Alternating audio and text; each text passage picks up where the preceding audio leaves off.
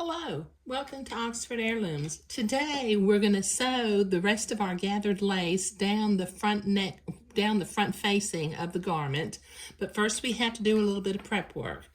On this excess entredeaux and gathered lace that we have, we need to use the embroidery scissors and very carefully trim the batiste away from the other side of the garment.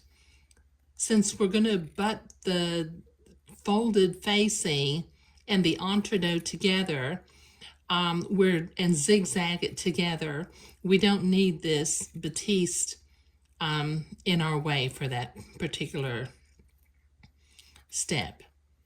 Okay, I just about got this done. Okay, so I will have this trimmed from the bottom of the entredeaux up to where it turns the corner of the neck facing. There we go.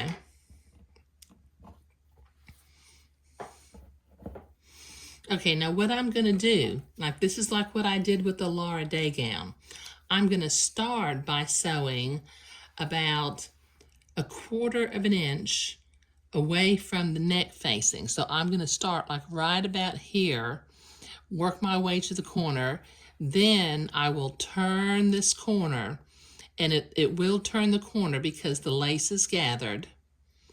It'll turn the corner, and we'll start sewing it down that neck facing. But let me start about 1/4 of an inch. I got my machine set for zigzag, the appropriate stitch length for sewing entredeaux. I'm going to position my needle, lower my needle, so that I'm right in one of the entredeaux holes and not stabbing the entredeaux ladder. Very slowly, I'm going to zigzag my way to the corner. When I get right to the corner, I'm going to lower my needle all the way in. Let me see if I can zoom in here.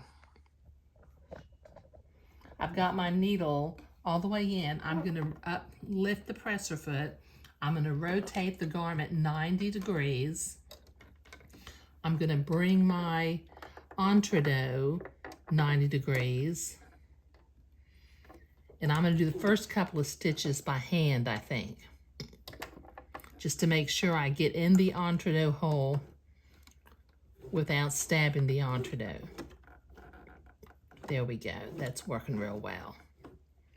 Okay, now maybe I can do the rest with machine sewing. Just go slowly and catch the entredeaux on the right and the fold of the fabric on the left. Just butt them up next to get, and go slow so it doesn't pucker.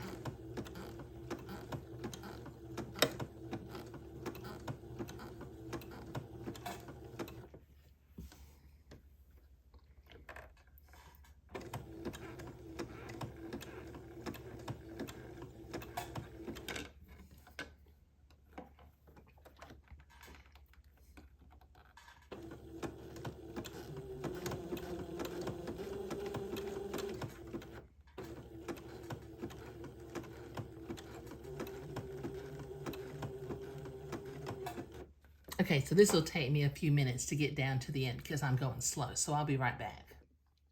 Okay, now doesn't that look just lovely? It turned the corner, it made sort of a little bit of a curve, which is okay, but I don't have any puckers up here at the top and no puckers going down along the bottom. Now in the next step that I'm going to do is it's about time to hem this little garment. We will literally be finished with it once it's hemmed. But what I need to do in preparation of hemming the garment in the next step, let me see if I can zoom this out. I need to trim this excess lace from the bottom of the front facing. Okay, I'm going to have to cut my buttonholes open and sew my little buttons on so that I can button this together and make sure that my hem is even from side to side.